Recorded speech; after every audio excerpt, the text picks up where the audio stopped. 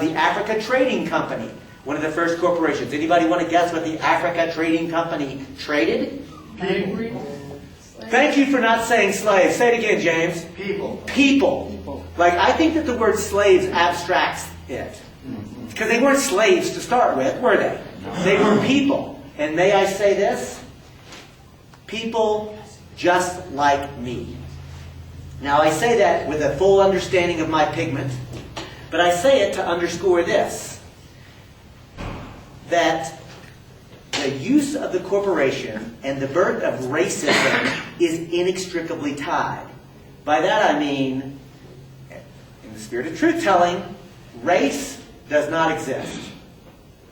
Ask any biologist, ask any scientist, and they'll say, look, skin color and pigment clearly exist. Hair color, well, for those of you who have hair, hair color exists. Ethnicity exists. But no scientist would elevate those things to a taxonomy. It doesn't make any sense. But check this out. Race doesn't exist, but racism does. Why? Because enough people think it exists, because enough people act like it exists. Presto changeo, what have we just done? Created. We've created it. The point I'm making here is that race as a construct gets created during this time period. Now, slavery had always existed, or had existed prior to that age of imperialism. But the slavery before, and Michael, because I know you, I'm going to use you as another example. Let's say that Michael and I belong to different tribes. We go to war with one another. My tribe wins. Sorry, Michael, but I'm telling the story. So my tribe wins. I put the spear to Michael's throat and I say, you are now my slave. Question, what's the legal philosophical justification for my enslaving of Michael? You won. I won. The spear. Power. Nothing more. There is no other effort, even at a philosophical or ethical level, to actually explain it. Check it out. I will submit to you that the birth of race as a construct is largely inextricably tied to the idea of justifying the enslavement of an entire group of people, in this case Africans, for no other reason than pigment. So the creation of the African slave trade and the justification for the African slave trade is inextricably linked to the modern transnational corporation, specifically the Africa Trading Company. And it's worth pointing out that when the Reverend Martin Luther King Jr. gives his stirring I Have a Dream speech, that it is a stirring speech, but there's another speech that I think is actually more powerful, I think actually as a social change agent more important, and that's the Riverside Church speech. And by the way, the author of that, it's called Beyond War, actually lives in Colorado. Y'all should check out, do you know who I'm talking about? Vincent Harding. Yes, thank you, Vincent Harding. Dr. Harding is somebody that I would encourage you to learn more about. He's a towering figure of the civil rights movement. Point is that Dr. King also had a speech in which he talks about the triple evils of racism, militarism, and abject materialism. A sort of, not just a celebration of, but almost a pathological desire to just get more stuff. And he talked about the need for a people and a culture to get in touch with both its spirituality and its sense of justice in order to recreate society. It's a phenomenal speech. Now, the reason that I go into race as a construct is not just to show the ties between racism and corporatism, but also to point out yet again that we are creating our reality right now. And I'm going to encourage those of us in this room to go out of this and begin to talk about the world that we want to live in and bring it into existence. Now, let's fast forward our story, because the corporation was also very much instrumental in the creating of this country. Here's a quick and easy pop quiz question for you. How many original colonies in the United States? 13. 13. By the way, they were colonies. It was the colonization of North America. But here is another question. How many of those do you think were actually corporations? All of them. Say it again, Bob. All of them. All of them, Michael, all of them.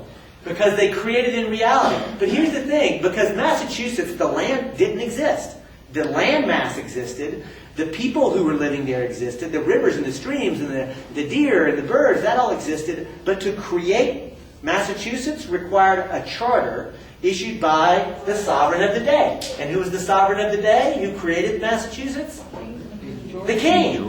And he did not, by the way, create the Commonwealth of Massachusetts. Do you know what he actually created with that charter? The Massachusetts Bay Trading Colony. Likewise, the king did not create the state of Virginia. The king created the Virginia Company. Georgia was a penal corporation. And by the way, do you know what color the pigment of most of the original workers and enslaved people who worked at Georgia Penal Corporation was? White. Pink. White and the indigenous. Pink is more accurate. That's right, pink. And the point is that the use, and the reason I talk about that, especially for white people, is to come to terms with the fact that the enclosure movement of England, where people were getting kicked off of the land that they were living on as indigenous people and sustaining themselves from, the creation of mercantilism that then became hyper-capitalism began at a time when the ruling elites were actually divorcing people from the land that they depended upon. Another way to say that, in a nutshell, we are all indigenous to somewhere. There was a time when all of us were actually rooted in land, and that's something that, especially for white people, we should really come to terms with. But the thing is that the original corporation, or the original states, or colonies, were actually for-profit corporations. That they were created, and the king created them in order to vacuum out the resources there. And then people were sent there either to work on them or to populate them. And the original charter of the Massachusetts Bay Colony, when the governor was appointed, he was tasked with the authority to plant, rule, and govern in the name of the king, because the king still maintained the sovereignty but was appointing somebody to govern in his stead. This basically for-profit corporation. Think of it this way. The royal appointed governor was in essence the CEO. Right? And so, you know, I used to say the American revolutionaries were not calling for a more socially responsible king. Right? So today we shouldn't just call for more socially responsible corporations. We should raise our aspirations a little bit. You know, we should not just say, please would you spew a little less toxic into the air that we all have to breathe. Please would you spew just a little less poison into the water that we all have to drink. Please would you not destroy quite so much of the natural world. No, we should actually think the way the American revolutionaries did. But hold on a second. Because in the 1740s and the 1750s, those people who would become revolutionaries, they were writing letters to the king that went something like this. Oh, dear Father King, we, your humble and obedient children, come to you on bended knee to ask that you intervene on our behalf, because your governor is oppressing us mightily, and Parliament are passing unfair laws, the Stamp Act, the Navigation Act, that are imposing unfair trade burdens upon us, that is making it difficult for us, we good Englishmen, to be loyal. And please intervene on our behalf. It was the most sniveling, groveling language that you can imagine. And in one generation, those people found somehow the language and the fortitude to get up off their knees, to put their shoulders back, to put their chin up, and look at the king, and the king who got his authority where? From God, and saw past the king, and saw the most powerful military the world had ever seen, and said, you're done. That, sisters and brothers, is self-respect. That moment of a people actually having the intestinal fortitude to actually take it upon themselves to stand up and to say, no, this is illegitimate. And so the American Revolution, when we look at the Declaration of Independence, that begins when in the course of human events it becomes necessary, etc., etc. You know, and we declare these truths to be self-evident that all men, and that really should say all